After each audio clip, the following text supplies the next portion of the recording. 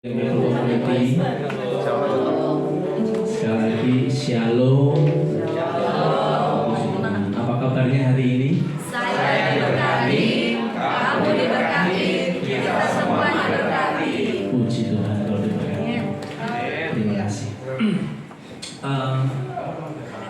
Sebelum kita datang ke Tuhan, saya mau sedikit cerita. Jadi minggu-minggu ini saya tuh lagi mengikuti satu kegiatan. Lebih tepatnya kegiatan itu dilakukan di Kentucky, Amerika. Jadi saya nggak ke sana. Saya pakai kecanggihan teknologi. Jadi saya mengikuti suatu kegerakan. Mungkin Bapak Ibu atau teman-teman di sini pernah dengar ada satu kegerakan di satu kampus namanya Cambridge Asbury University. Nah, di situ tuh sekumpulan anak muda, mereka hanya bermodal gitar sama hati yang menyembah. Jadi mereka tuh cuma kayak buat chapel kecil, tapi dari situ dari chapel yang kecil tiba-tiba Tuhan hadirkan, Tuhan datangkan orang-orang yang haus akan Tuhan, orang-orang yang lapar akan Tuhan, dan dari yang chapel kecil dari chapel besar, dari yang hanya 1-2 jam jadi 7 jam, dari yang 7 jam jadi 24 jam, dari 24 jam dari 7 hari non-stop. Jadi kayak hari-hari ini saya melihat orang tuh haus dan lapar akan Tuhan tuh kuat banget. Udah kayak di padang gurun, udah kayak di tempat yang panas, yang pengen minum. Itu yang aku lihat. Jadi hari-hari ini ya kita sama-sama harus mengenal Tuhan. Kita harus sama-sama punya rasa yang haus, punya rasa yang lapar akan Tuhan. Satu kegiatan juga di Cikarang kemarin di hari Sabtu, yang notabene jam 6 sore hari pasti hujan, tapi orang-orang berdatangan untuk cari Tuhan. Itu sesuatu yang luar biasa sekali. Dan sama-sama kita yuk tangkap apinya Tuhan hari ini, tangkap kegerakan Tuhan hari-hari ini. Saatnya kita tidak berkutik di dalam saja, tapi ayo selamatkan jiwa, cari jiwa datang ke Tuhan. Bangun terus apimu, nggak cuma di gereja, tapi di rumah, di tempat pekerjaan, dimanapun kita berada, supaya nama Tuhan dimuliakan, kerajaan Tuhan semakin diperluas.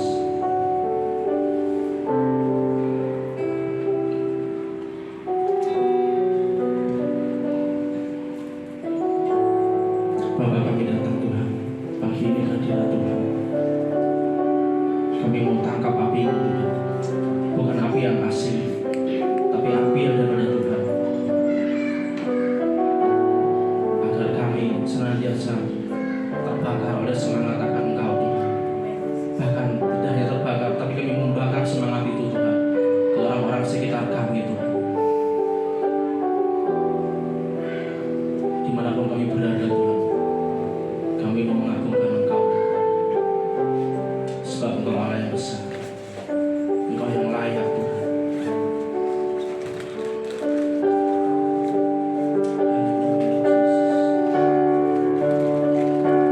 How great is our God? Sing with me.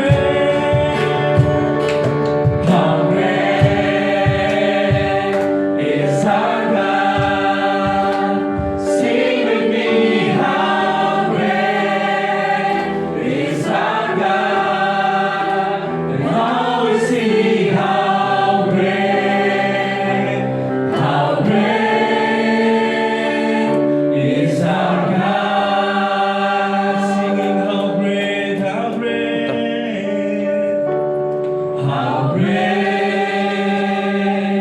is our God. Sing with me, how great is our God. How is He, how great is our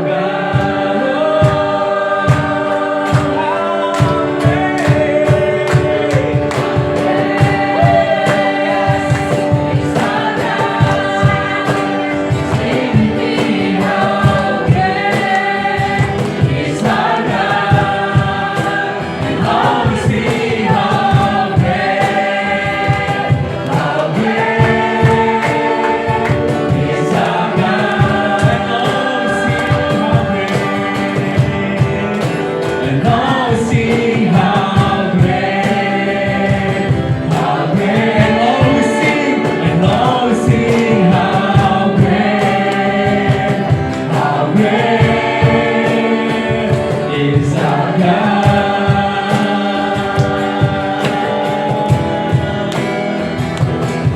Mari sembah Dia, mari agungkan, mari besarkan nama Tuhan. Nama di atas segala nama-Mu Yesus.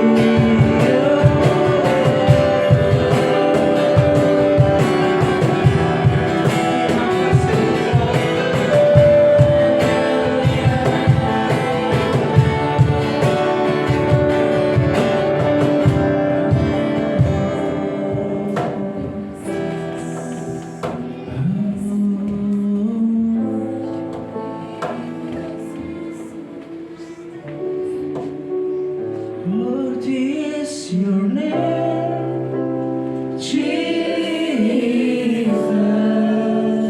You deserve our praise. What is your name? What is your name, Jesus? You deserve our praise. What is your name?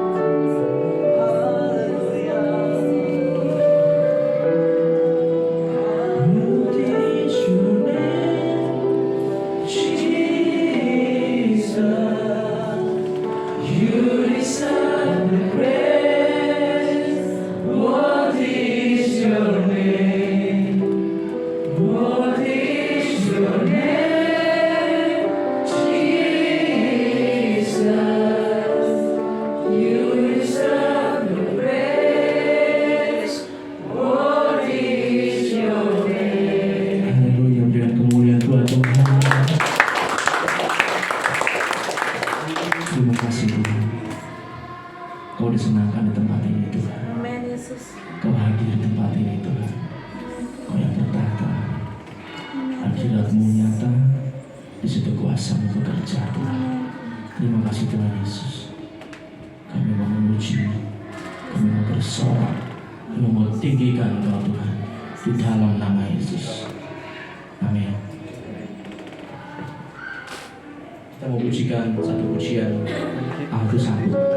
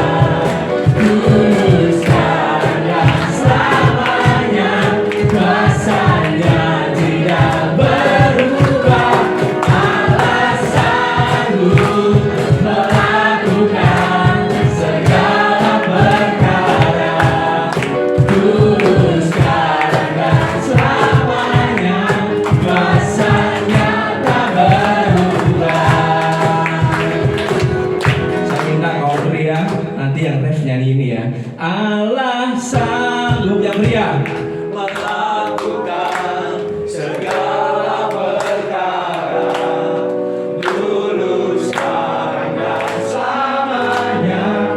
Kuasa-Nya tidak berubah. Sekali lagi yang meriah. Allah sanggup, oke, melakukan segala perkara, dulu, sekarang, dan selamanya. Kuasa-Nya tak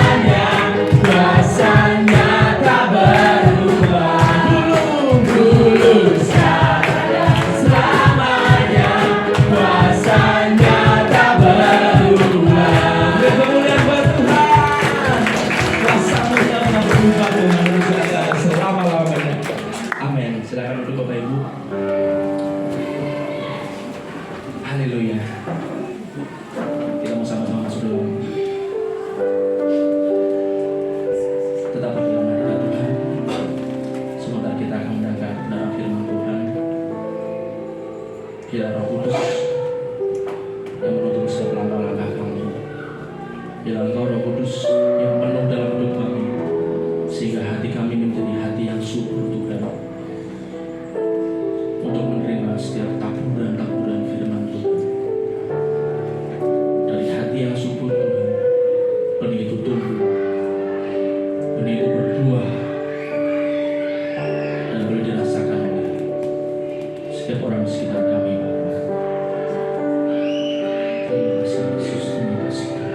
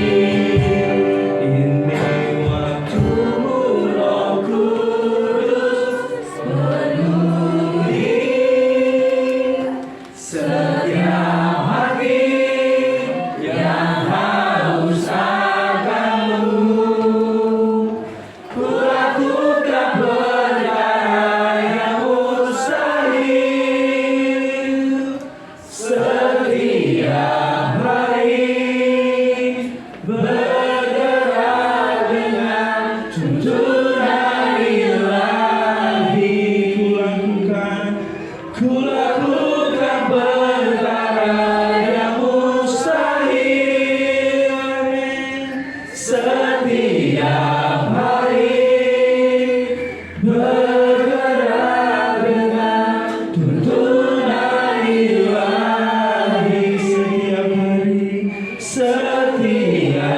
hari bergerak dengan tuntunan ilahi.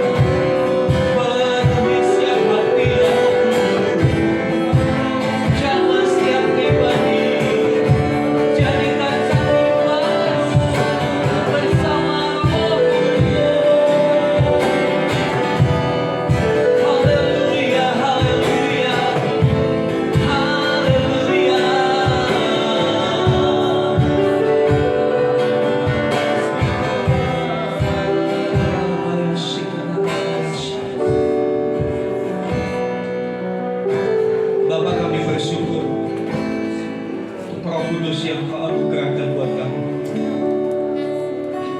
Bersama Roh Kudus kami akan melakukan perkara-perkara besar, bahkan lebih besar dari apa yang pernah Tuhan Yesus lakukan. Kami bersyukur, hari Roh Kudus penuhi setiap hati, kuasai setiap hidup kami, arahkan dan gerakkan hidup kami, supaya hidup kami hari demi hari berjalan di dalam tuntunan ilahi, bukan berjalan di dalam tuntunan ego kami. Karena kami tahu kedatangan-Mu sudah semakin dekat. Tidak ada waktu untuk santai, tidak ada waktu untuk memikirkan hal-hal yang di dunia. Biarlah setiap kami sadar akan kenyataan ini. Berbicaralah Tuhan, tuntun kami dengan firman-Mu, berikan petunjuk-petunjuk supaya kami tidak tersesat. Terima kasih Tuhan, berkati hamba-hamba-Mu yang sudah membawa kami masuk dalam hadirat Tuhan. Berikanlah mereka tidak akan pernah sia-sia di dalam Tuhan. Mereka diberkati, dipakai lebih luar biasa, hadirkan kegerakan di tengah umat Tuhan, bahkan di tengah kota ini. Terima kasih Tuhan. Dalam nama Tuhan Yesus kami berdoa. Haleluya. Amin. Amin. Silakan duduk Bapak Ibu Saudara. Terima kasih untuk teman-teman present worship. Shalom. Apa kabar saudara?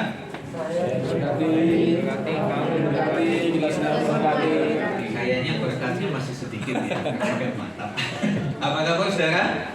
Saya berkati, kamu berkati, kita semua diberkati. Saudara yang dikasih Tuhan, jangan berpikir berkat itu hanya sekedar nominal yang masuk ke ATM saudara. Iya. Kesehatan, kekuatan, sukacita itu justru berkat yang tidak ada nominalnya. Ya, walaupun nanti di depan ada mall yang besar sekali, saudara nggak akan ketemukan sukacita dijual 1 liter berapa, nggak ada. Ya, damai sejahtera tidak akan pernah ada dijual. Itu hanya kita bisa dapat di dalam Tuhan. Ya, beberapa minggu kita sudah belajar rahasia hidup damai. Saya berharap, saya berdoa hidup kita sudah menikmati damai Tuhan. Amin.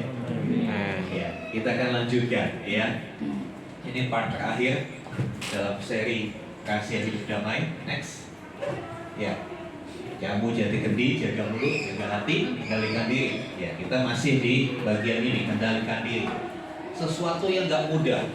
Kalau saudara membaca di dalam daftar buah roh, pengendalian diri atau penguasaan diri ada di bagian paling akhir. Ya, Karena itulah sebetulnya puncaknya. Ketika kita bisa mengendalikan diri kita akan menjadi satu pribadi yang berbeda. Ya. Kita akan menjadi satu pribadi yang berbeda. Nah, kita akan lihat, ya. Mari saya sudah katakan kendalikan diri itu lebih daripada sekedar bela diri. Ya.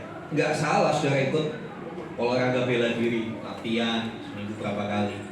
Tapi adalah lebih penting untuk kita berlatih mengendalikan diri, amin. Karena kalau bela diri itu fokusnya kepada diri sendiri, bagaimana supaya menang, ya kan? Kalau seorang atlet taekwondo atau karate, fokusnya apa? Gimana saya menang? Bagaimana saya mengkawal lawan? Tapi kalau mengendalikan diri, bagaimana saya mengalahkan ego saya? Mana lebih susah, saudara? Lebih susah melawan yang di dalam. Melawan yang di dalam ini yang perjuangan hari demi hari. Ya. Oleh sebab itu, gereja Tuhan tidak mengajarkan bela diri. Ya, gereja Tuhan mengajarkan bagaimana kita sama-sama. Sekali lagi, kata kuncinya kita sama-sama. Gembala dan jemaat, gembala dan pengurus, pelayan-pelayan Tuhan, semua kita sama-sama perlu belajar mengendalikan diri. Karena ya, ini bukan hal yang mudah dan bukan juga hal yang instan. Saudara nggak bisa pengen mengendalikan diri, bisa menguasai diri, minta ditumpangi tangan. Enggak. Saya tumpangi kaki juga nggak akan bisa mengendalikan diri. Kalau hatinya belum mau, kan begitu. Iya kan?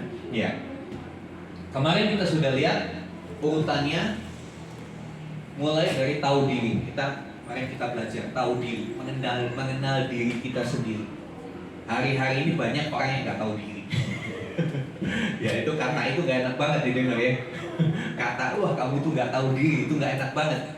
Tapi kalau kita sadari, kadang-kala kita nggak tahu diri, kita nggak mengenal siapa kita. Sebagai orang Kristen, siapa sih kita ini? Apa identitas kita dan bagaimana seharusnya kita?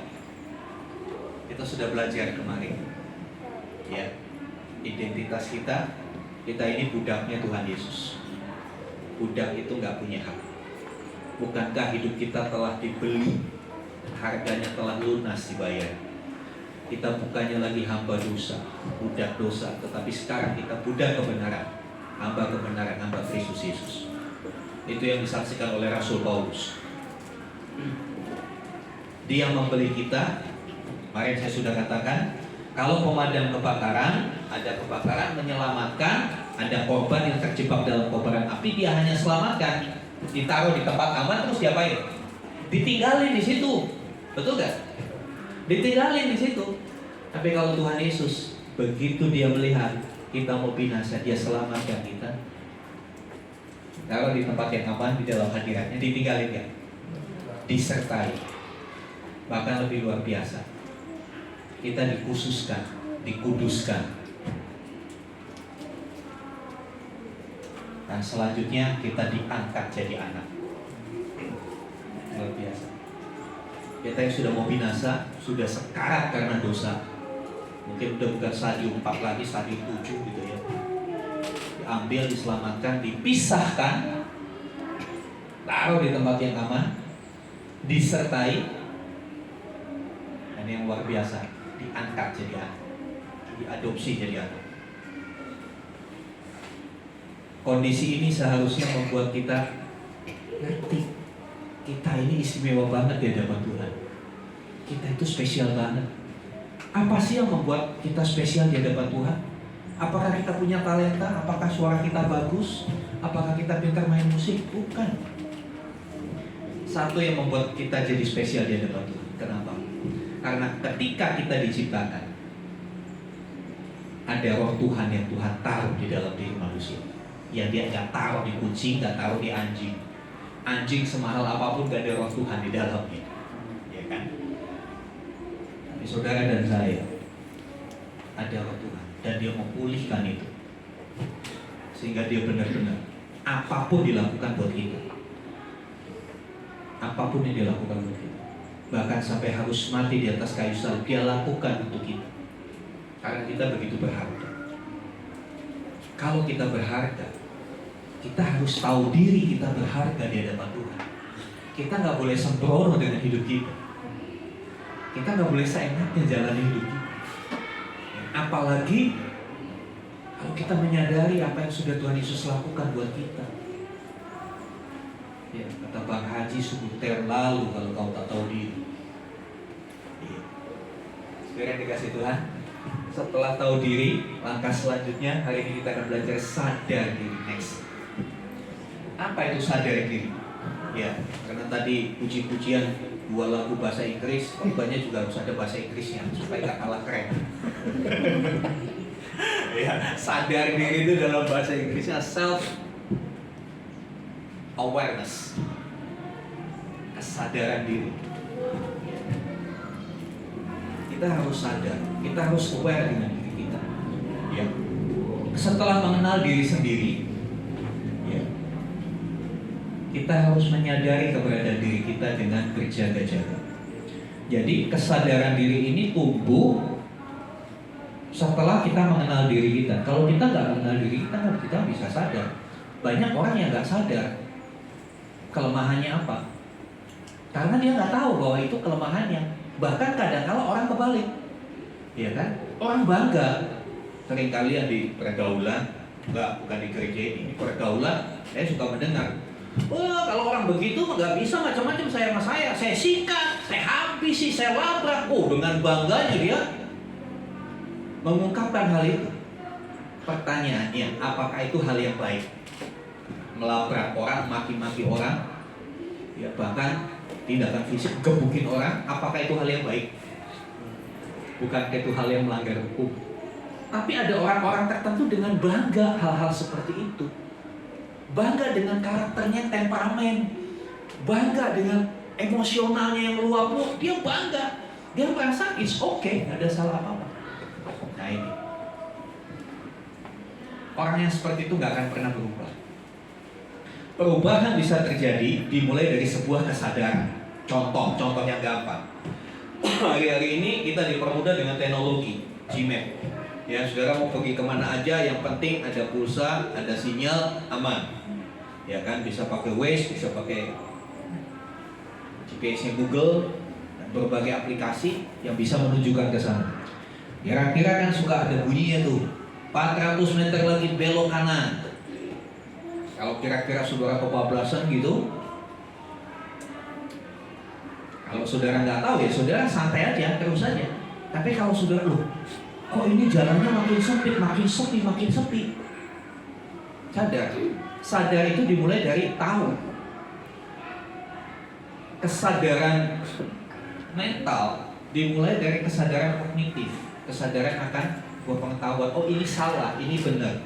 Kalau kita belum tahu ini salah, ini benar, ya nggak akan pernah bisa sadar. Kadang-kala bisa kebalik, yang salah jadi benar, yang benar jadi salah. Makanya saya suka katakan begini, mari kita membiasakan diri untuk berbuat benar, bukan membenarkan yang sudah biasa. Beda ya saudara.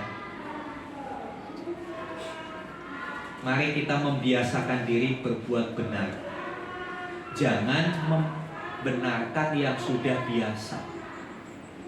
Kita harus membiasakan diri dengan melakukan yang benar. Tapi banyak orang-orang membenarkan sesuatu yang sudah biasa. Ganti-ganti nota itu biasa, gak apa-apa. Tipu-tipu sedikit gak apa-apa. Semua juga lakukan itu, ya kan? Semua lakukan itu. Gak apa-apa. Pajak mobil, motor mati gak apa-apa. Semua juga banyak yang kayak gitu. Aman kan dipakainya di kampung-kampung. Itu membenarkan yang sudah biasa. Gak apa-apa. Apalagi sekarang tilang elektronik, gak usah bikin SIM. Gak usah bikin SIM ribet. Gak apa-apa. Orang saya punya SIM 5 tahun gak pernah diperiksa sama polisi. Saudara yang dikasih Tuhan, lihat ya bedanya. Membiasakan yang benar atau membenarkan yang sudah biasa. Hal-hal ini anak Tuhan harus tahu, karena kita sekali lagi kita dikuduskan, kita dibedakan dari dunia. Kita harus punya standar hidup, standar moral yang berbeda dari dunia ini. Sekali lagi saya mau katakan, kita anak-anak kerajaan, kita hidup berdasarkan kaidah-kaidah, aturan-aturan kerajaan sorga. Katakan amin. Dan kaidah-kaidah kerajaan sorga memiliki standar yang lebih tinggi dari dunia ini. Dunia ini punya standar, berbuat baiklah kepada orang yang baik kepada kamu. Betul apa benar, saudara? Iya kan, dunia kan seperti itu. Kalau dia baik, saya baik. Tapi standar kerajaan sorga, doakan orang yang menganiaya kamu, kasihi orang yang membenci kamu. Sesuatu yang berbeda, nilainya lebih. Kita diselamatkan untuk melakukan itu. Dimulai dari kita kenal diri kita. Kita tahu, kemarin kita sudah belajar minggu lalu. Bagi saudara yang tidak hadir bisa lihat rekaman di YouTube. Kita belajar tahu mana kelemahan, mana kelebihan. Ya, nanti yang ikut retret di sesi pertama saya akan bagikan satu tes sederhana untuk melihat saya itu model orang seperti apa. Sudah siapkan, jadi pastikan Anda ikut. Pastikan Anda ikut retret. Ya, ini penting, ini tools, ini alat untuk kita tahu, bisa kenali diri. Ya, bisa kenali diri. Model seperti apakah saya ini? Dengan kita tahu model kita bisa lihat, kita bisa daftarkan kelemahan saya ini, kelebihan saya ini. Kelemahan, ayo kita perbaiki sama-sama. Amin. Yang kelebihan kita tingkatkan, jangan dibalik. Kelemahannya dipertahankan, kelebihannya dirubah. Setelah kita kenali diri, kita bisa sadar, oh iya, saya punya kelemahan, ya, gampang emosi, ya, gampang lupa, tapi susah ingat. Ada loh orang-orang yang gampang lupa tapi susah ingat. Gimana tuh, Spek? Gampang lupa, tapi kalau ingat susah banget buat.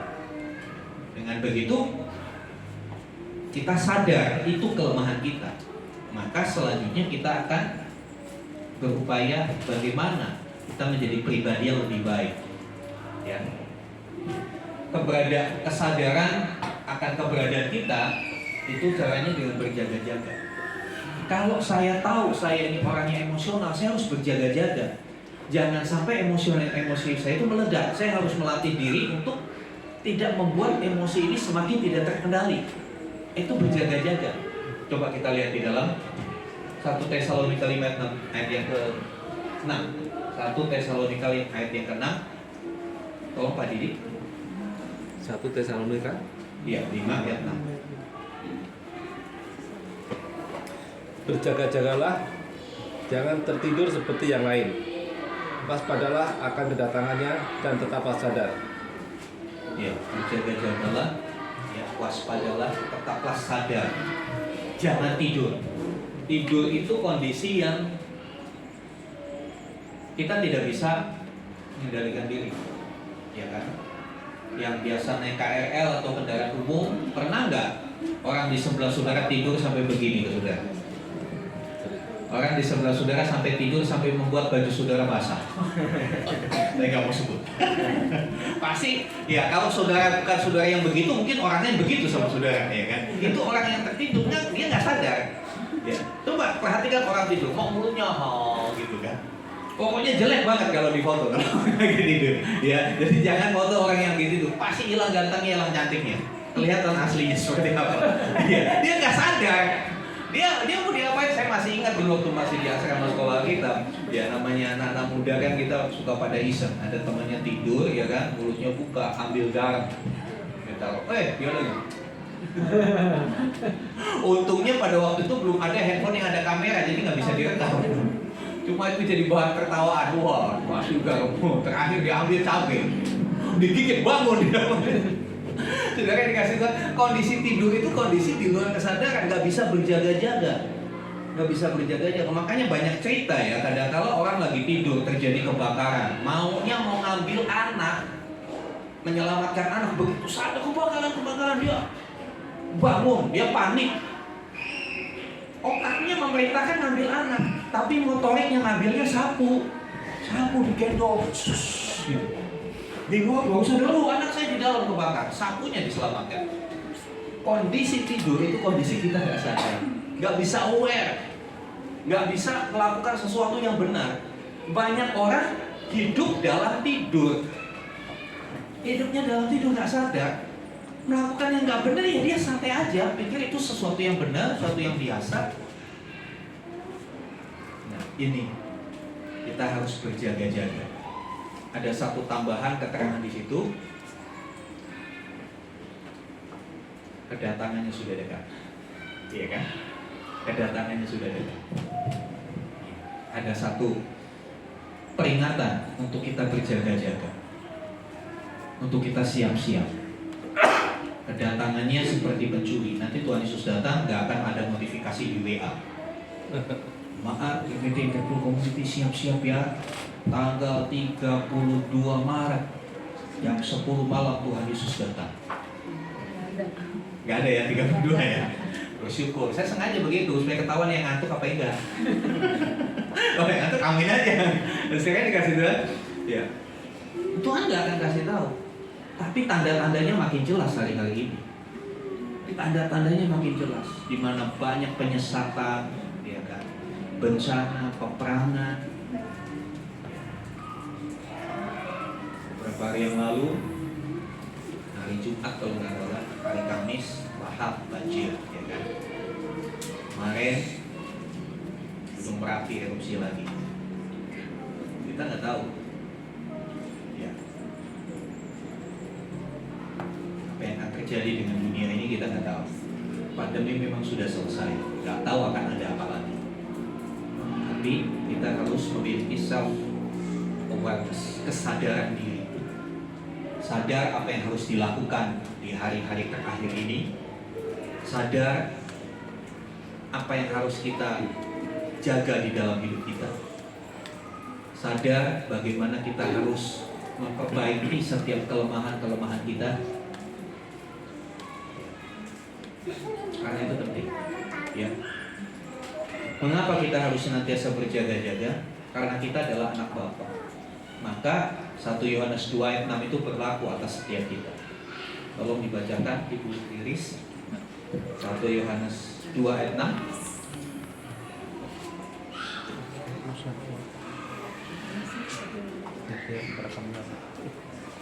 Nggak ada sinyal. 1 Yohanes 2 ayat 6. Demikian firman Tuhan. Barang siapa mengatakan bahwa ia ada di dalam Dia, ia wajib hidup sama seperti Kristus telah hidup. Ya, saya tanya, siapa di antara saudara yang ada di dalam Kristus? Lihat, gak berani dengan konsekuensinya. Ayat ini berkata, siapa yang berkata dia hidup di dalam Dia, ada di dalam Kristus, maka konsekuensinya dia harus hidup sama seperti Kristus telah hidup. Kita ini anak Bapa, tadi sudah diangkat jadi anak. Karena kita anak Bapa, konsekuensinya kita harus sama. Sama dalam pengertian karakter ya, bukan sama dalam bentuk fisik. Kalau sama dalam bentuk fisik, semua pakai jenggot semua. Seperti Tuhan Yesus, orang Timur Tengah, ya kan? Kalau Tuhan Yesus lahir di Papua, pakai koteka gitu. Bukan secara fisik, tapi ini bicara soal karakter. Karakter itu sesuatu yang di dalam, bukan sesuatu yang hanya di luar. Ya. Ia wajib hidup sama seperti Kristus telah hidup. Pertanyaannya, bagaimana kalau belum? Kita udah sama belum sih dengan kehidupan Kristus? Halo? Belum. Kalau belum, apa yang harus kita lakukan? Ya kita menyesuaikan diri, betul gak? Kita harus berusaha jadi sama. Jangan kita, ya memang gua memang beda, gua memang begini. Apalagi pakai kata-kata yang saya bilang, gua memang begini, dari sononya begini. Dari sononya mana? Kalau bicara dari sononya dirutut terus sampai kepada Adam dan Hawa, kan sononya kita kan itu kan? Bapak kita punya opungnya punya opung lagi terus berutut-rutut, jadi kita ini keturunan Adam dan Hawa. Dan Adam dan Hawa mentok. Ada satu segmen segambar dan serupa dengan Allah. Jadi sebetulnya dari sononya tuh kita tuh segambar serupa dengan Allah. Jadi nggak Nggak benar kalau dengan segala kelemahan kita mengklaim udah dari sononya gua udah begini. Enggak loh, lu dari sononya nggak begini. Ini akibat dosa. Yang membuat lu jadi begini tuh akibat dosa, bukan dari sononya. Dari sononya kamu tuh segambar serupa dengan Allah. Amin. Kalau belum, ayo kita bersama-sama menyesuaikan diri, ya, supaya sama. Susah, ya susah. Karena apa? Sesuatu yang biasa kita lakukan lalu dirubah itu bukan hal yang gampang. Buat bapak ibu yang hobi makan pedas, lalu dalam sebuah pesta makanannya nggak pedas, nggak ada cabai, nggak ada sambal, kira-kira bagaimana? Gak enak. Aduh, kayaknya udah gelisah aja gitu. Udah cari yang pedas-pedas. Cabai tak ketemu, yang karet aja cepet kali dah. Pedas. Kayak gitu juga ya. Kenapa? Sesuatu yang sudah menjadi kebiasaan dirubah itu nggak gampang, itu susah. Itu nggak gampang. Tapi nggak gampang bukan berarti nggak bisa. Ya. Nggak gampang bukan berarti nggak bisa. Saya mau cerita. Om saya sekarang umur 73. Waktu umur 25-an, pekerjaan dia itu sales onderdil mobil keliling. Dan dia itu penggemar berat cabai. Kalau nggak ada cabai, nggak ada pedas itu dia nggak bisa makan, nggak selera. Siapa yang seperti itu bilang dalam hati kayak saya. Suatu kali, karena dia pekerjaannya keliling, Jawa Barat, Jawa Timur, akhirnya dia kena ambeien. Ke dokter lah. Dokter bilang, Pak, sekarang sudah tidak boleh makan pedas. Waduh, itu seperti vonis. Waduh, nggak boleh makan pedas. Tapi dia bilang sama saya kan ngobrol, kenapa kok Om? Istilahnya punya niat mengambil keputusan, saya nggak mau makan pedas. Dia cuma bilang gini, kalau sekarang ada lagu, dia belum kenal lagunya, ingat sakitnya. Jadi itu yang dia lakukan ketika dia mau makan pedas, mau nyolek cabai, lalu muncul ingat sakitnya, ditaruh lagi. Taruh lagi. Dan saudara tahu dari umur 25 sekarang 73 nggak sentuh cabai. Bahkan kalau dia bikin makan rujak buah, dia minta itu toetnya dicuci dulu supaya nggak pedas. Sampai segitunya. Nggak sama sekali stop dengan pedas. Ini menginspirasi saya. Seharusnya kita sebagai anak-anak Tuhan bisa melakukan hal seperti itu untuk hal-hal yang Tuhan gak suka. Amin. Kalau kita tahu dosa itu mendatangkan maut, ketika kita mau berdosa harusnya muncul ingat mautnya. Gak mudah, tapi bisa. Om saya bisa sampai hari ini, dan dia sehat. Dia nggak masalah tuh. Ada kan orang yang terlalu wah saya kalau nggak ada cabai bisa mati saya. Bukti nggak mati juga dia. Itu kan semua ada settingannya. Tubuh kita itu ada sistemnya, ada Tuhan sudah buat tubuh kita itu begitu sempurna. Sementara saya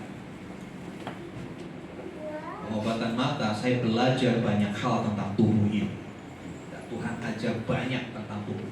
Dia berkata, yang Tuhan katakan di dalam kitab Kejadian, Tuhan menciptakan lalu dia berkata, sungguh amat baik. It's real. Itu benar, itu nggak bohong, itu nggak hoax. Dia menciptakan tubuh kita itu sungguh amat baik. Tapi kitanya yang bikin rusak tubuh kita. Untuk menghancurkan kolesterol, Tuhan itu sudah bikin sistemnya dalam tubuh kita.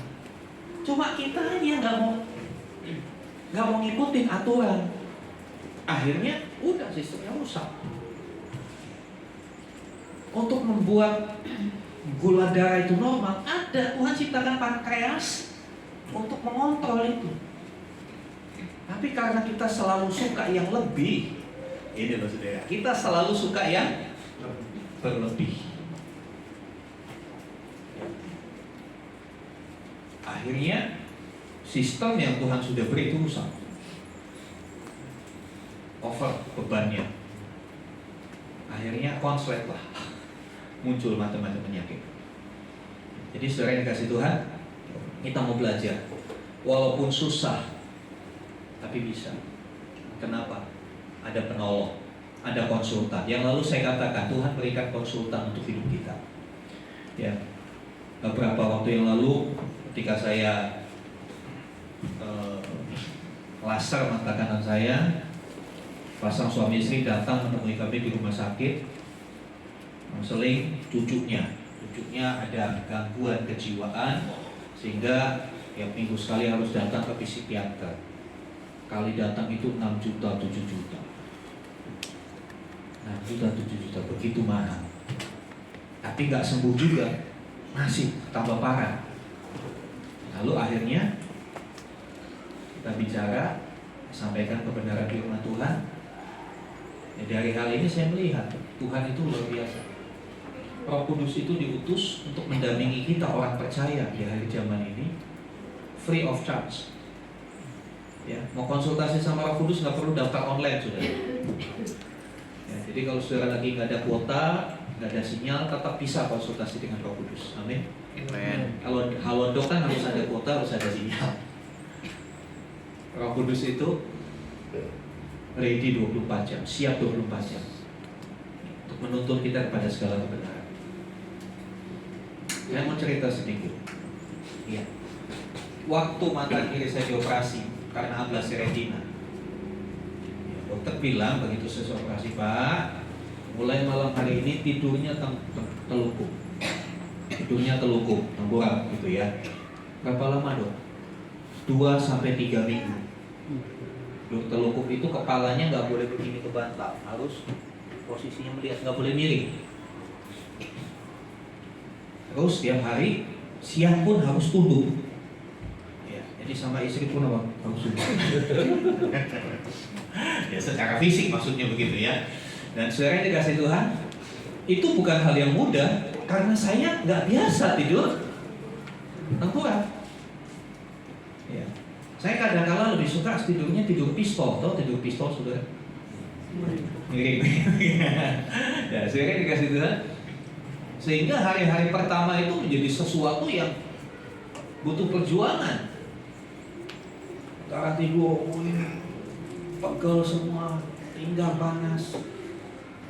Bagaimana caranya ya supaya bisa melihat ke bawah? Kalau antum batal gini kan nggak bisa nafas. Ya udah, saya manfaatkan jasa konsultan gratis dengan Roh Kudus. Kadang-kala jam 1:30 malam saya bangun, ini pegel, kemang, begitu saya bilang, Roh Kudus saya pengen tidur. Roh Kudus saya pengen tidur. Tapi ini posisinya ini susah gimana? Kadang-kala dikasih ide-ide tertentu. Saya tidurnya begini. Saya kadarkan kalau ranjakan seperti bed ada bagian kepalanya yang busa gitu kan. Jadi saya tidurnya sambil duduk begini.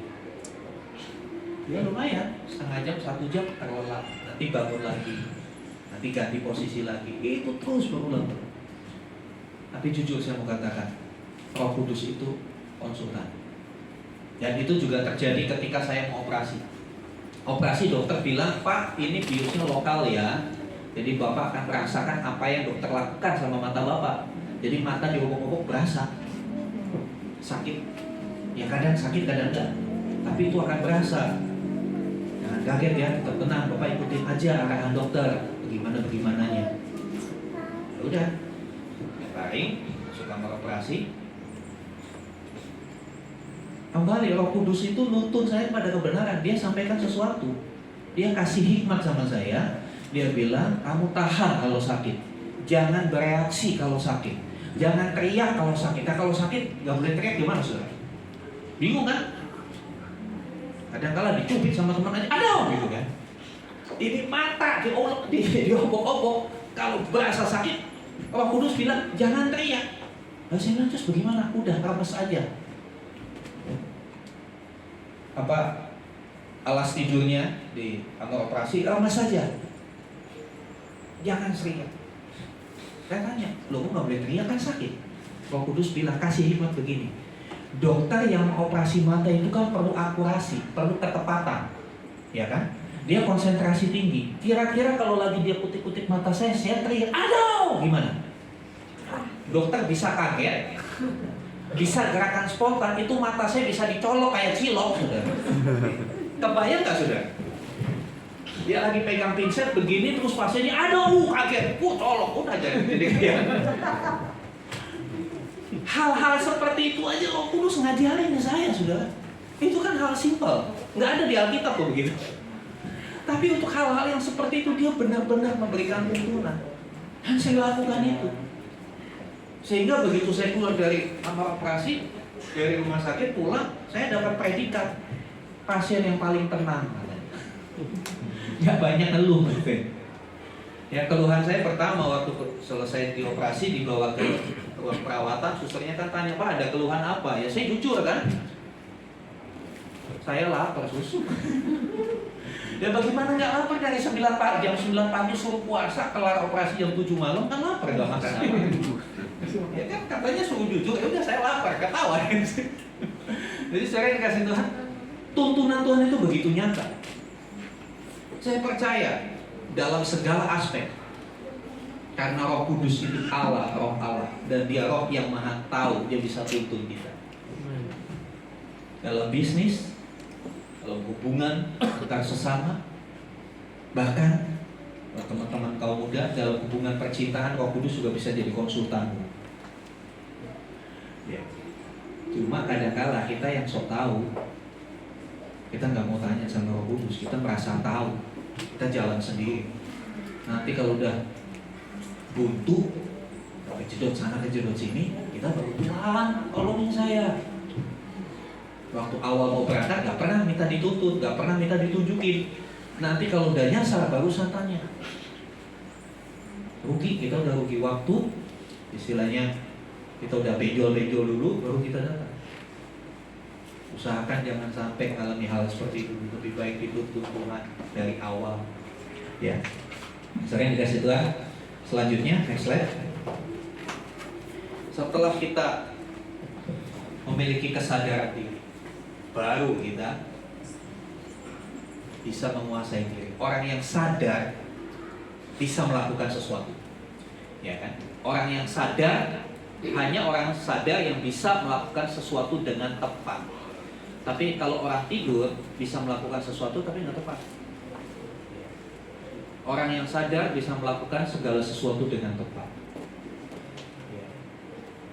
Kita buktikan apakah saudara sadar atau tidak. Ayo semuanya pegang kepala. Nah betul, semua pegang kepala. Karena apa? Saudara lagi kondisi sadar. Kalau orang yang sadar bisa melakukan segala sesuatu dengan tepat, seperti yang diperintahkan. Kalau kita belum sadar, kita melakukannya berbeda. Suruh pegang kepala, pegangnya hidung. Ya, saudara dikasih Tuhan, penguasaan diri, ya, itu adalah hasil atau buah dari hidup yang dipimpin oleh Roh Kudus. Tadi dalam kesadaran, supaya kita tetap dalam kondisi self awareness, kita harus selalu berkomunikasi dengan Roh Kudus, selalu berkonsultasi dengan Roh Kudus, supaya kesadaran itu tetap makin tinggi, makin tinggi. Ya. Dan selanjutnya, dengan konsultasi dengan bimbingan Roh Kudus, maka akan dihasilkan buahnya adalah kita dapat menguasai diri. Ya, tuntunan Roh Kudus plus ketaatan. Sekali lagi, tuntunan Roh Kudus nyata buat kita.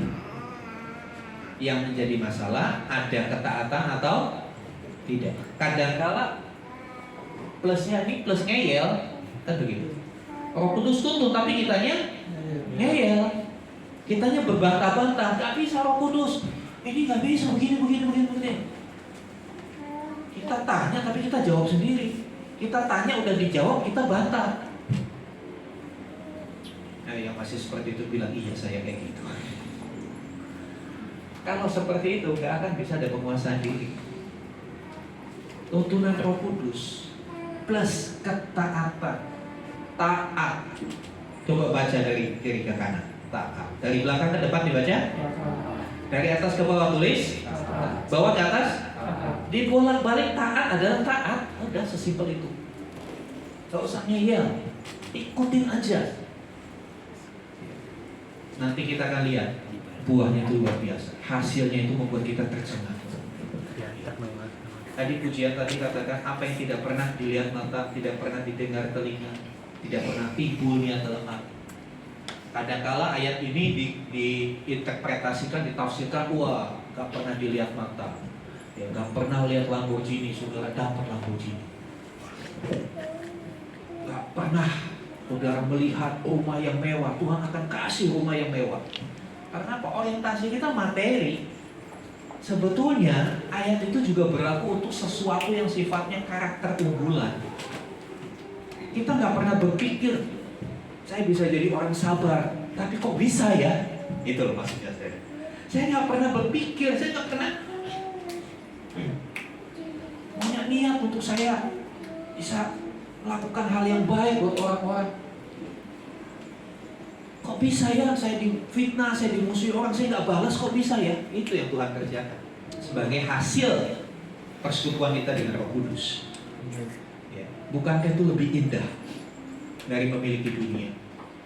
Ya, karena Ferrari, Lamborghini, rumah yang bersalutan emas, itu semua bakal ditinggal.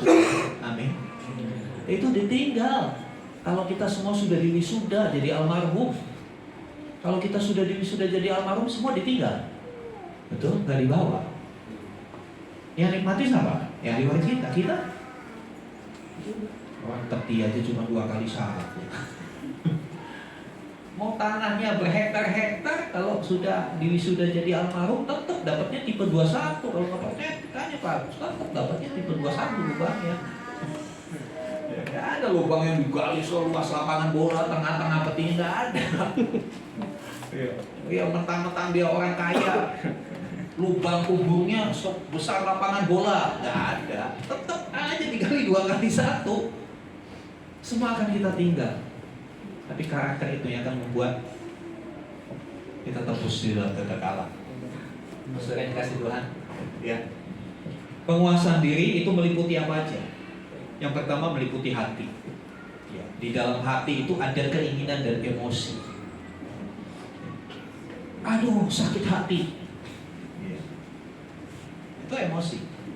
Bagian dari emosi. Emosi itu ada senang, ada gembira, ada sedih, ada kecewa, ada marah. Ya. Penguasaan diri itu meliputi aspek ini. Keinginan kita bisa dikontrol. Keinginan kita bisa dikontrol. Ya.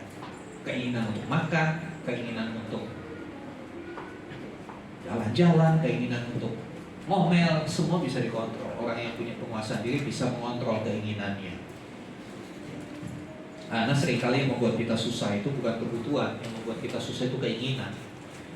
Saya selalu katakan, hari-hari ini ya, orang banyak susah karena keinginannya tidak bisa dikontrol. Sudah tahu pendapatan pas-pasan, lihat tetangga beli sesuatu pingin ikutan. Alasannya kan sudah difasilitasi, ada pay letter, bayarnya entar-entar aja. Ya walaupun entar kan tetap dibayar, kan begitu sudah. Lalu akhirnya memaksakan diri untuk meraih sesuatu yang diinginkan hatinya, padahal bukan sebuah kebutuhan. Nggak beli, nggak punya juga nggak apa-apa. Contoh yang lain, keinginan makan. Ya makan itu kebutuhan, tapi makan yang bagaimana yang jadi masalah. Saya suka bilang, makan enak apa enak makan? Pilih yang mana? Enak makan. Ya, enak makan. Kalau makan enak bisa jadi kolesterol hasilnya. Iya kan? Bisa macam-macam tuh.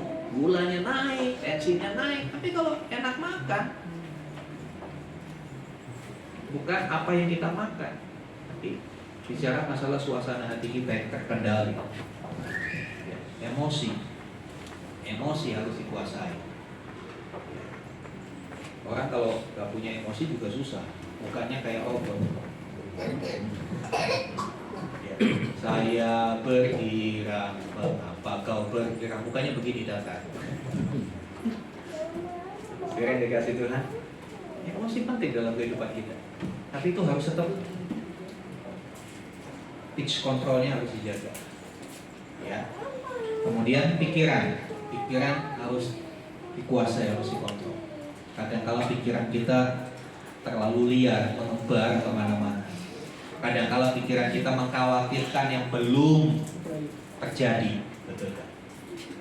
Aduh, Ukraina sama Soviet sama Rusia ini perang gak selesai-selesai. Kira-kira kalau udahnya singgah ke KSB gimana ya? Ya, urusannya beda. Kamu takut sesuatu yang gak jelas. Ada loh saudara, saya ketemu ada orang-orang yang seperti itu. Terlalu parno, terlalu takut dengan sesuatu yang jelas aja orang.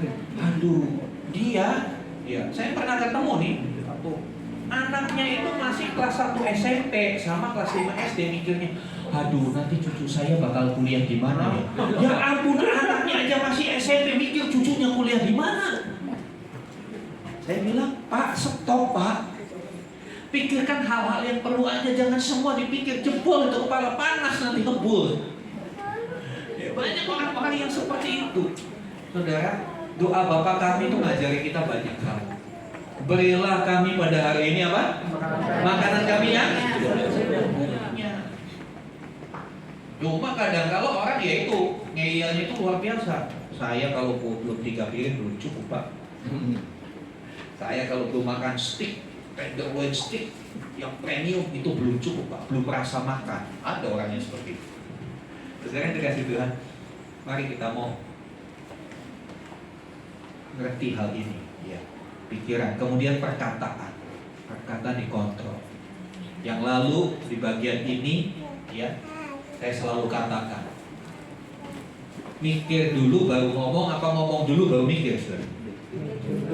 Nah, harusnya kita mikir dulu baru ngomong. Kira-kira kalau saya ngomong begini, ini dampaknya bagus nggak ya buat orangnya? Orang akan diberkati nggak kalau saya ngomong begini? Termasuk, maaf ya saudara, termasuk bercanda. Kadang-kala masalah timbul dari candaan. Jadi bercanda juga harus berhikmat. Ya, kita harus lihat siapa yang kita ajak bercanda, karena tidak semua orang seperti kita, ya kan? Tidak semua orang seperti saya. Ada orang yang isi goib, memang dia tukang bercanda gitu ya. Tapi ada orang yang nggak bisa dicandain. Jadi kita harus tahu dengan siapa kita bercanda. Kemudian tahu waktunya. Kapan harus bercanda ini? Iya kan? Kontens candaan, termasuk candaan-candaan sama anak nanti. Kembali nih, materi referensi itu. Ya, hati-hati yang suka ngebully anak. Ada kala anak cowok dipakai baju cewek, kita sedang lucu ya, tahu nggak? Itu terekam. Dia bisa jadi waria, bisa jadi LGBT. Kita pikir buat lucu-lucuan, tapi itu dipakai oleh iblis merusak kepribadian anak itu. Hati-hati. Iya. Nanti di retret saya akan bongkar banyak hal. Yang saya sampaikan di retret itu adalah rangkuman dari beberapa webinar tentang parenting yang saya pernah ikuti. Jadi webinar parenting itu nggak gratis, lumayan mahal. Semua saya ikuti, saya ambil sumber-sumber, saya bagikan ke saudara. Kenapa? Kita penting. Ya. Saudara dikasih Tuhan, perkataan lalu perbuatan. Yang terakhir kan di dalam perbuatan, bagaimana perbuatan ini. Ya. Tapi bukan berarti perkataan, pikiran, emosi, keinginan gak penting. Karena semuanya itu akan mempengaruhi perilaku. Di dalam perilaku itu ada sikap, ada sifat. Sikap itu sementara, tapi kalau sifat itu sudah permanen. Sifatnya memang seperti itu, pembohong. Jadi rasanya kalau nggak bohong itu kepalanya migrain. Ya. Kalau sikap ya seketika muncul, tapi kalau sikap yang terus-menerus akan jadi sifat permanen dalam hidupnya. Nah, kalau sudah permanen itu terapinya panjang untuk menyelesaikan itu. Terapinya panjang. Ya. Dalam pelayanan saya banyak menangani perilaku-perilaku yang dalam tanda petik nyeleneh. Nah, saya treatmentnya itu cukup lama. Ya. Kadang-kadang tanpa sadar dia dirusak oleh orang tuanya. Yaitu yang seperti ini. Tadi saya katakan, anak cowok didandani cewek untuk lucu-lucuan. Bawanya ketawa-ketawa, tapi dia bertumbuh akhirnya jadi penyuka sesama jenis. Udah penyuka sesama jenis, bapak emaknya yang bingung, kok jadi begini? Padahal dia yang mengkondisikan anak seperti itu. Ya. Makanya buat pasangan muda, anak laki, anak perempuan itu tidak sama saja. Jangan bilang sama saja. Kadang-kadang orang bilang, ya laki perempuan sama aja. Enggak sama. Kalau sama saja nanti yang laki-laki kasih baju pink semua, kasih lipstick kan sama. Tidak sama saja, tetapi tidak boleh dibeda-bedakan dalam perlakuan dalam pendidikan. Sudah dikasih Tuhan, semuanya itu Tuhan ingin. Kenapa? Karena Tuhan mau kita punya buah. Hidup kita berbuah. Dan dikatakan buah itu harus tepat. Yohanes 15 ayat 16. Supaya kamu pergi menghasilkan buah dan buahmu itu tetap. Buahnya itu permanen. Perubahan karakter itu hendaknya permanen, jangan seketika. Perubahannya harus permanen, terus menerus, ya. Tetap menguasai diri, ya, melalui proses belajar, ya, sehingga tercipta kebiasaan baik. Kebiasaan baik yang terus dipupuk, dipertahankan akan menjadi karakter. Ini goalnya. Karakter Kristus, keserupaan dengan Kristus. Karena untuk itulah Tuhan menyelamatkan kita. Ya. Terakhir, mari kita praktekkan, ya, resep ini supaya kita dapat hidup damai di segala situasi. Orang yang bisa mengendalikan diri hidupnya pasti damai. Orang yang bisa mengendalikan keinginannya hidupnya pasti damai, betul kan? Ya kan? Hidup damai. Mau makan sama tempe, mau makan sama tahu, nggak ada bedanya cara dia makan tempe sama makan steak. Tetap lahap, tetap semangat. Hidupnya damai. Kita nggak bingung dengan apa yang kita lihat. Istilahnya nggak lapar mata. Ada orang lapar mata. Saudara ngerti lapar mata? Kalau udah lihat, pingin memiliki, ini bahaya. Ya. Lihat barang, tetangganya beli barang baru, mau pingin, nggak mau kalah. Ya. Jadi hati-hati dengan hati. Ada banyak masalah dengan hati, iya kan? Mulai dari iri hati, panas hati, sakit hati, kurang hati-hati. Nah, semua itu kalau kita bisa tangani, kita bisa memanage dengan baik, maka kita bisa hidup dalam damai. Kita hidup nikmat, begitu loh saudara. Hidup itu bisa kita nikmati. Menikmati hidup bukan harus dalam kondisi punya segalanya. Tapi kalau saudara punya yang namanya penguasaan diri, kau akan bisa menikmati hidup. Berhubungan dengan siapapun, kau bebas dari sakit hati. Orang menyakiti hati saudara, saudara gak sakit hati. Yang menyakiti hati saudara bingung, ini orang gak pernah sakit hati ya. Gue udah gini, gue udah gituin, santai aja dia. Dia capek sendiri loh saudara. Ya. Orang yang bisa hidup damai, dia nggak pusing. Orang merendahkan dia kayak apa, dia bilang emang gua rendah, ya udah. Mereka pernah bilang, ini orang yang rendah hati yang nggak bisa direndahkan. Karena memang posisinya udah rendah. Mau diturunin gimana lagi, dia udah ada di bawah kok. Tapi kalau kita merasa, waduh saya direndahkan, berarti Anda masih tinggi hati. Berarti posisimu masih tinggi. Kalau kau merasa orang merendahkan saudara, berarti posisimu masih tinggi. Kalau kita rendah hati, ya sudah ketawa aja. Iya memang saya begitu, ya kan? Masa kamu gini aja nggak bisa? Ya memang saya nggak bisa. Nah, saya ngalami hal-hal begitu. Saya nggak malu. Ya, saya ini nggak pernah bisa main musik. Main musik saya, main gitar saya standar-standar aja. Satu kesaksian terakhir. Waktu saya semester pertama di sekolah Alkitab, semester kedua itu sudah mulai kalau weekend, Jumat, Sabtu, Minggu itu diutus ke gereja-gereja untuk praktek. Saya diutus dari Semarang, diutus ke Bandungan. Ya, Jawa Tengah tahu Bandungan, tempatnya dingin. Ya, begitu masuk, saya berdua dengan teman saya. Teman saya memang pemain musik. Ya, istilahnya waktu lahir itu nangis aja udah ada nadanya. Gitu. Saya nggak bisa. Datang, kamu sama bapak ibu kebal. Nah, ibu kebal ini luar biasa. Langsung bertanya, kamu bisa apa? Saya bisa ini tante. Terus giliran saya, kamu Om aja bisa main musik nggak? Nggak bisa tante. Aduh gimana sih? Kok ya nggak bisa main musik? Pikirin ke sini. Kira-kira di depan saya ngomong gitu gimana? Sebelah saya pemain musik. Saya bilang, wah, saya masuk pulau Pas, masuk begini. Wah, makanya hari-hari di sini saya bakal dibanding kayak dulu waktu itu Farah belum lahir. Jadi saya nggak bisa nyanyi ojo dibanding kayak nggak bisa nyanyi gitu saya. Wah pasti sebelahnya pintar musik, saya nggak bisa musik. Otomatis kan kontras banget. Saya sudah kebayang itu, ya kembali pikiran, ya kan, pikiran liar, wah pasti saya akan diperlakukan beda. Istilahnya dia makan telur, mungkin saya makan kulitnya gitu. Pasti diperlakukan beda gitu kan. Itu pikiran, tapi kembali saya belajar. Saya bilang enggak, saya harus tetap jalan di tugas ini. Saya tunjukkan saya tidak bisa main musik, tapi saya bisa lakukan hal yang lain. Secara mental, itu pukulan mental yang cukup telak buat saya. Ya kan? Kalau kira-kira saudara di posisinya gitu gimana? Mundur, pulang. Udah tante saya gak jadian, bilangnya posisi. Itu cara paling rasional, paling logis, ya kan? Tapi ternyata Roh Kudus gak suruh saya begitu, makanya saya mau taat.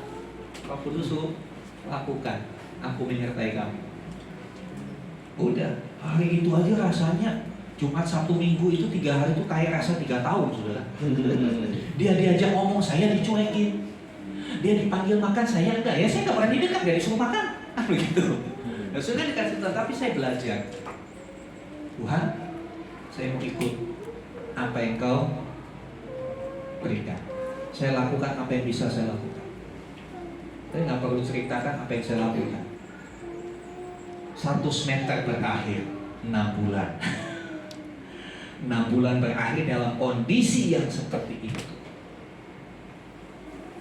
Saya kaget waktu semester berikutnya saya dibalikin ke tempat itu lagi. Ini yang pemain keyboard keren itu nggak ditaruh di situ lagi, di offer ke tempat lain.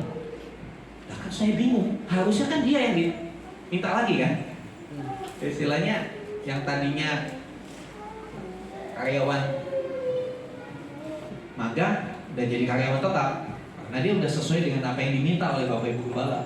Tapi saya kan gak masuk nominasi, harusnya saya diafkir dong. Tapi kok saya diminta situ lagi, dia enggak. Saya bingung, saya datang ke situ kali ini penyambutan si tante berbeda. Oh Tuhan, kamu mau ke sini. Lah emangnya kenapa tante? Iya tante yang minta kamu ke sini lagi. Pelayanan kamu bagus di sini, jemaat minta kamu lagi ke sini. So what's that? Kadang-kala ketika ada satu hantaman, kita nggak bisa kuasai hati. Kita protes, kita marah, kita komplain, kita berontak. Kalau hari itu saya berontak, saya bisa nggak lulus, sudah, iya kan? Saya nggak bisa lulus, nggak lulus karena penilaian praktek itu tinggi poinnya.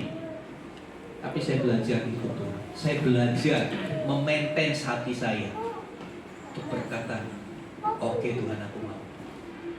Ya, kadang-kala jujur sih seperti Tuhan Yesus doa di Taman Getsemani, sekiranya mungkin lalukan cawan ini daripadaku ya Tuhan. Lalukan tante yang satu ini daripadaku. Ya kan? Tapi saya belajar doa itu nggak putus sampai di situ, sudah. Amin. Nanti baca kisah di Taman Getsemani. Doa itu nggak putus sampai Bapa sekiranya mungkin lalukan cawan ini daripadaku. Nggak titik, masih ada koma. Tapi bukan kehendakku ya, tapi kehendakku. Ini bagian terakhir, harus jangan dipotong. Dan kalau kan kita suka skip, kita buang. Kita buang. Kita mau meneladani Tuhan Yesus. Dia tetap ucapkan, biar kehendakmu yang jadi. Maukah kita hari ini berkata seperti itu, saudara? Biar kehendakmu yang jadi Tuhan. Aku mau menyelesaikan semuanya. Kami tahu selalu ada kekuatan dari Tuhan. Amin. Mari kita datang kepada Tuhan. Nama Bapak Yesus.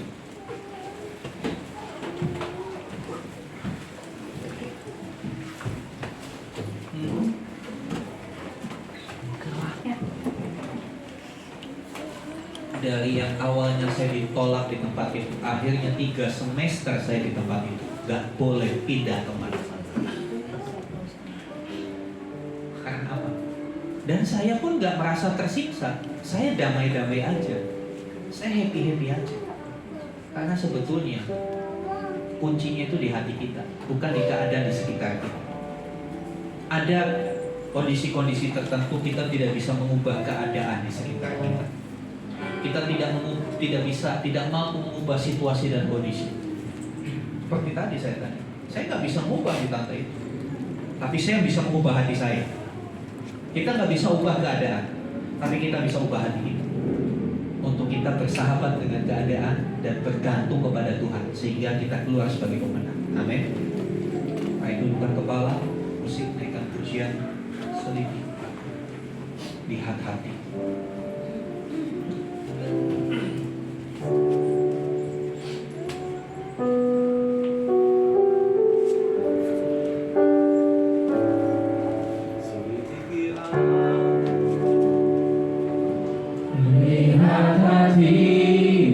Sambil naikkan pujian ini, saudara renungkan kondisi apa yang saat ini saudara hadapi. Tekanan ekonomi kah? Atau ada masalah dalam hubungan dengan sesama? Biar hari ini kita mau membuka hati kita bagi Tuhan. Jangan ada yang disembunyikan. Selidiki aku, lihat hatiku, apakah ku sungguh mengasihimu, Yesus, Kau yang Maha Tahu dan menilai hidupku. Tak ada yang tersembunyi bagimu. Telah kulihat kebaikanmu yang tak pernah habis di hidupku. Ku berjuang sampai akhirnya Kau dapati aku tetap setia. Biar musik saja, saudara yang dikasih Tuhan.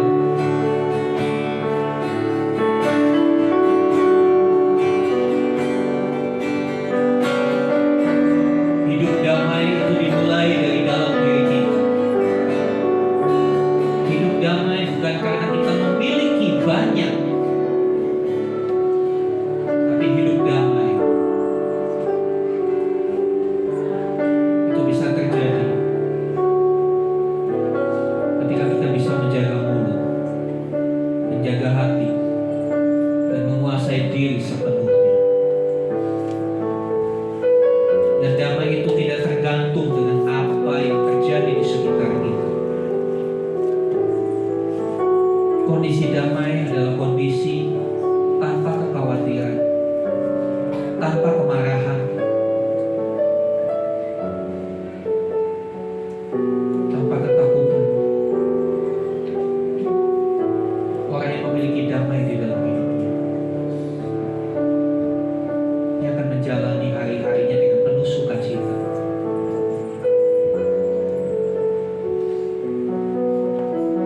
Dan itu akan mempengaruhi tubuhnya. Tubuhnya akan menjadi sehat.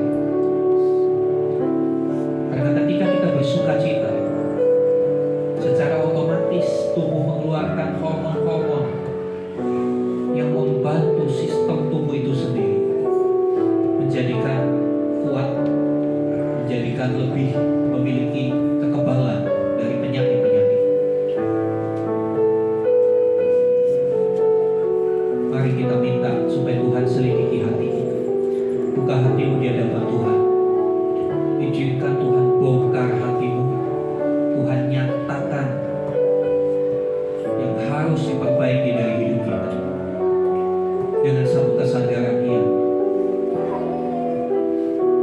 saya belum sempurna.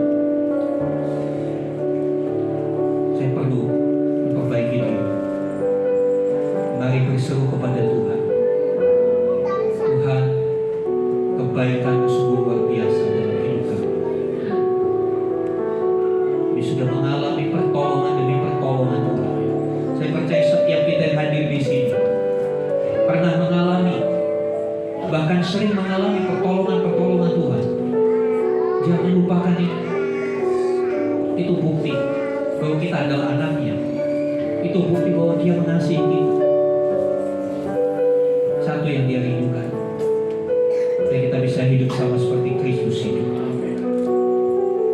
Kalau belum bisa sama, mari kita menyesuaikan diri. Mari kita konsultasikan kelemahan kita kepada Roh Kudus. Nanti Roh Kudus akan bantu bagaimana kita selesaikan itu.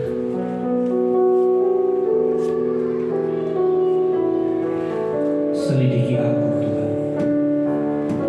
Selidiki aku, lihat hatiku, apakah ku sungguh mengasihimu, Yesus. Kau yang Maha Tahu dan menilai hidupku, tak ada yang tersembunyi bagi. Sekali lagi katakan selidiki aku. Selidiki aku. Mari Tuhan lihat hatiku. Lihat hatiku. Apakah ku sungguh mengasihimu, Yesus. Kau yang Maha Tahu. Biar Tuhan yang menilai. Dan menilai yang telah salah. Kita merasa sudah cukup baik, cukup sabar, tapi ternyata belum memenuhi standar Tuhan. Aku lihat kebaikan-Mu yang tak pernah habis di hidupku. Ku berjuang sampai akhirnya Kau dapati aku tetap setia. Aku lihat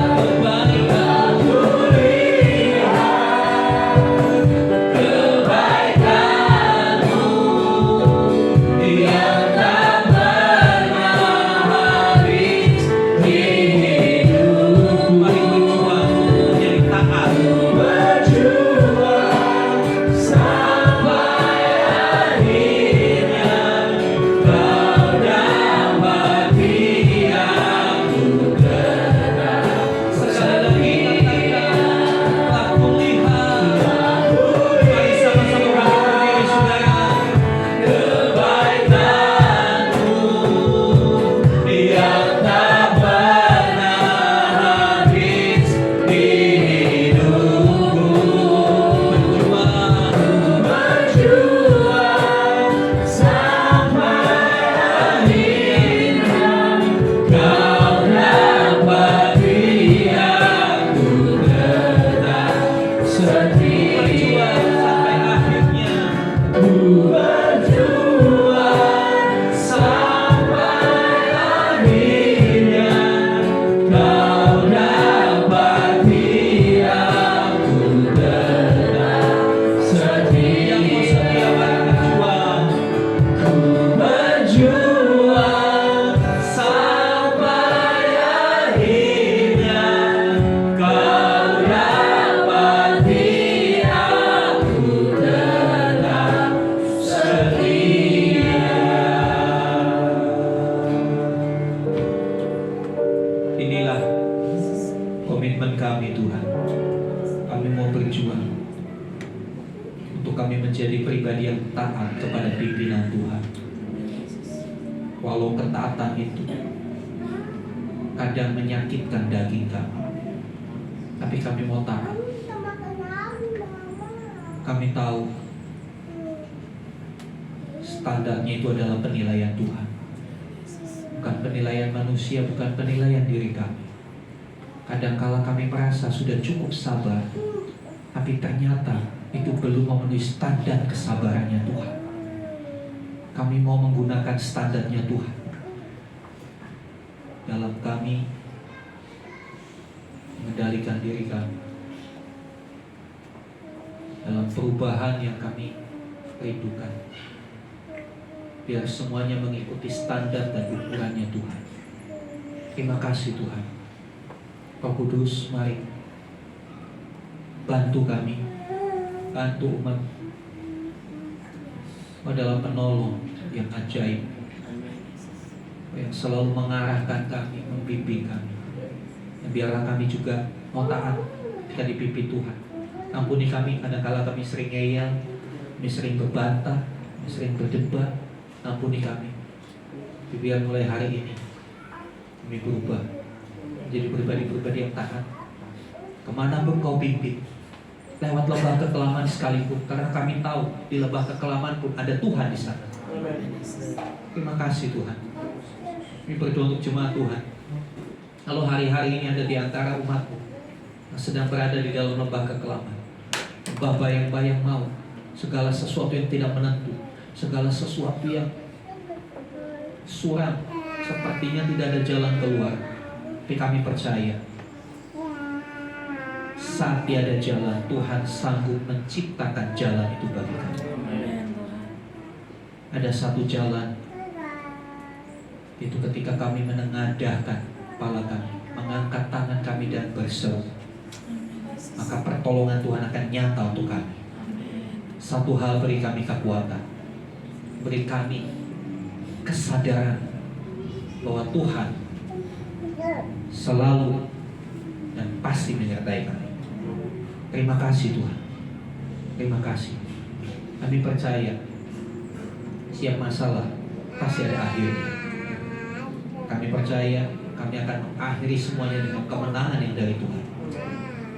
Terima kasih Tuhan. Biar hari-hari kami selalu menyediakan waktu untuk kami terkoneksi dengan Tuhan. Karena itulah sumber kekuatan kami. Itulah yang membuat kami mampu menghadapi hari-hari yang jahat. Biarlah kebenaran firman Tuhan jadi bagian ingat-ingatan yang terus terngiang-ngiang di dalam pikiran dan hati kami. Dan Roh Kudus yang mendorong kami, memampukan kami untuk melakukan setiap kebenaran firman. Terima kasih Bapa. Dalam nama Tuhan Yesus kami berdoa. Haleluya. Amin. Silakan duduk saudara. Terima kasih Pak Ujo untuk berdoa firman-Nya. Ini tiba saatnya untuk Mari Bapak Ibu Saudara semua kita menyatukan hati untuk berdoa. Bapa di dalam nama Tuhan Yesus Kristus, saat ini Tuhan kami datang ke hadirat-Mu dan bersyukur Tuhan buat setiap penyertaan-Mu atas kehidupan kami Bapa. Kami bersyukur Tuhan buat segala sesuatu yang baik yang Tuhan telah sediakan dalam hidup kami. Kami bersyukur Tuhan untuk ibadah kami hari ini Bapa. Kami percaya Engkau bekerja Tuhan di tengah-tengah kami Bapa. Dan saat ini Tuhan kami mau sama-sama menyatukan hati Tuhan. Kami mau datang kepada-Mu Tuhan. Tuhan Yesus, kami percaya Engkau hadir di tengah-tengah kami ya Tuhan. Kami mau berdoa buat bangsa dan negara kami Indonesia ini Tuhan. Kami percaya Tuhan, tangan Tuhan ada dalam atas bangsa kami Indonesia ini Tuhan. Kami percaya Engkau menyertai pemerintahan kami Tuhan, Bapak Presiden, Wakil Presiden, Menteri-Menteri segala, serta setiap yang sudah Tuhan percayakan untuk bertanggung jawab atas negara ini Bapak. Kami percaya tangan Tuhan menyertai, Tuhan memberikan hikmat, Tuhan memberikan kebijaksanaan, Tuhan memberikan kepada mereka Tuhan tanggung jawab Tuhan sepenuhnya untuk dapat mengelola bangsa dan negara ini Tuhan, sehingga menjadi negara yang baik, yang makmur Tuhan, yang mensejahterakan penduduknya Tuhan. Kami berdoa atas bangsa ini Tuhan, kami tinggal di bangsa ini Tuhan. Kami berkati bangsa Indonesia Tuhan, sehingga bangsa Indonesia ini menjadi bangsa yang besar, bangsa yang maju Tuhan, bangsa yang diberkati luar biasa Bapak. Kami berdoa juga Tuhan, supaya atas bangsa Indonesia ini terjadi revival Tuhan, terjadi kebangkitan Tuhan, ada banyak jiwa yang diselamatkan. Kami tahu Tuhan, sekalipun saat ini kondisi tidak menentu, tetapi kami percaya tangan Tuhan menyertai justru dalam kondisi seperti ini Bapak. Akan ada kebangkitan besar Tuhan, akan ada banyak jiwa yang diselamatkan Tuhan, dan biarlah nama-Mu Tuhan dipermuliakan atas bangsa kami Bapak. terima kasih Tuhan Yesus, terima kasih. Kami bersyukur kami ada di bangsa ini Tuhan. Kami bersyukur Tuhan kami ditempatkan di Indonesia Tuhan, dengan percaya Tuhan masing-masing kami boleh menjadi dampak Tuhan, boleh menjadi terang Tuhan atas bangsa ini. Bapak, kami juga berdoa Tuhan terkhusus untuk gereja kami, GBT Impact Community ini Tuhan. Kami bersyukur tangan Tuhan menyertai kami hingga saat ini. Kami bersyukur Tuhan keberadaan kami bisa sampai detik hari ini Tuhan, semua karena campur tangan Tuhan. Tuhan, kami percaya Bapak Kau pakai gereja ini untuk lebih lagi bertumbuh Tuhan, untuk lebih lagi berkembang Tuhan. Kau pakai gereja ini Tuhan untuk menyelamatkan banyak jiwa Bapak. Bapak, beri kami kesatuan hati Tuhan, jemaat di tempat ini sehingga kami boleh tetap unity Tuhan, kami boleh sepakat Tuhan, kami boleh sungguh-sungguh Tuhan, hidup untuk menyenangkan hati-Mu, hidup untuk melayani Engkau Tuhan, dan membuat gereja ini menjadi lebih besar, lebih berdampak lagi Bapak. Kami juga berdoa Tuhan untuk kerinduan kami untuk punya gereja sendiri Bapak. Biarlah Tuhan Engkau yang mendengar Tuhan setiap seru doa kami. Kami percaya Tuhan telah menyediakan tempat yang terbaik Tuhan. Tuhan telah menyediakan dana yang diperlukan sehingga kami boleh membangun, sehingga kami boleh memiliki gereja kami sendiri Bapak, tempat ibadah kami sendiri Tuhan Yesus. Kami percaya tidak ada yang mustahil buat Tuhan. Tuhan memberikan pada kami Tuhan tempat yang tepat di waktu yang tepat Tuhan. Kami percaya Tuhan rencana-Mu tidak pernah gagal. Di dalam nama Tuhan Yesus kami percaya Tuhan telah menyediakan. Kami juga berdoa Tuhan buat gembala kami, Bapak Pendeta Obaja Irawan Karyadi beserta Ibu Dia dan keluarga Tuhan dan anak-anak mereka. Kami bersyukur Tuhan atas keberadaan mereka. Tuhan telah pilih mereka, Tuhan telah percayakan mereka Tuhan untuk menjadi gembala atas gereja ini. Bapak, terima kasih Tuhan Kau telah menyertai hidup mereka Tuhan, keluarga mereka Tuhan ada dalam genggaman tangan Tuhan. Tuhan yang punya rencana yang indah atas kehidupan keluarga ini Tuhan, pakai lebih lagi Tuhan untuk memuliakan nama-Mu, untuk membawa jiwa datang kepadamu Tuhan, untuk memperlebar kerajaan-Mu di muka bumi. Kami juga bersyukur Tuhan terkhusus untuk kesembuhan yang Tuhan telah berikan kepada Pak Obaja Tuhan atas matanya Tuhan. Bapak tetap kerjakan Tuhan, tetap pulihkan Tuhan sampai boleh sembuh secara total, sempurna Tuhan matanya Tuhan. Bahkan Kau berikan mata yang lebih baik lagi Tuhan. Terima kasih Tuhan, terima kasih buat semua yang Tuhan kerjakan atas kehidupan keluarga ini Bapak. Kami percaya Tuhan menyediakan apapun yang mereka butuhkan, apapun yang mereka perlukan Bapak, sehingga hidup mereka boleh diberkati Tuhan dan menjadi saluran berkat bagi banyak orang. Kami juga percaya Tuhan bahwa Engkau juga menyertai setiap jemaat-Mu di tempat ini Tuhan, keluarga kami masing-masing. Kami percaya Tuhan pelihara, kami percaya Tuhan cukupkan apa menjadi keperluan dan kebutuhan kami Bapak. Di dalam Engkau Tuhan kami tidak akan kekurangan Tuhan, kami berkelimpahan Tuhan, kami menjadi berkat Tuhan buat banyak orang. Kami percaya Tuhan Kau juga berpenuhi kami setiap keluarga dengan kasih-Mu, dengan sukacita, damai sejahtera yang daripada-Mu Tuhan. Hidup kami boleh diberkati Bapak, menjadi saluran berkat bagi banyak orang. Terima kasih Tuhan, terima kasih Tuhan. Kami mau serahkan setiap doa kami, pergumulan kami ke dalam tangan kuasa-Mu Bapa. Dan saat ini kami rindu menerima berkat-Mu dari hamba-Mu Tuhan. Terima kasih Tuhan Yesus. Bapak, kami membawa anak-anak kami yang duduk di kelas 12 SMA dan SMK yang besok Senin mereka mengikuti ujian sekolah.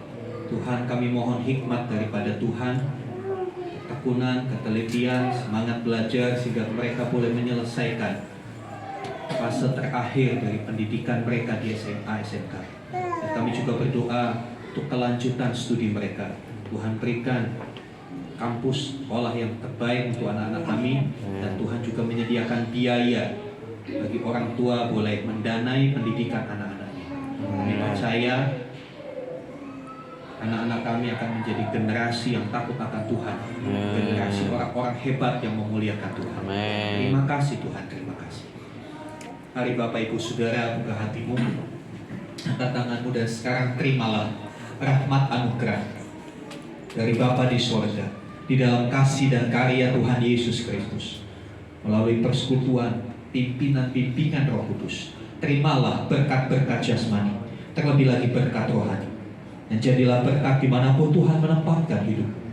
Karena itu pergilah, jadikanlah semua bangsa muridmu, dan baptislah mereka dalam nama Bapa dan Anak dan Roh Kudus, dan ajarlah mereka melakukan segala sesuatu yang telah kuperintahkan kepadamu.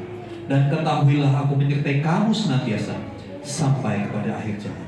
Demikianlah Tuhan Yesus akan datang kembali, menjemput kita, membawa kita masuk dalam kebahagiaan kekal, supaya di tempat di mana Tuhan Yesus berada, kita pun boleh berada di sana. Terima kasih Tuhan. Di dalam nama Tuhan Yesus kami mohonkan Tuhan berkati. Haleluya, haleluya. Amin. Kiranya Engkau memberkati aku berlimpah-limpah dan memperluas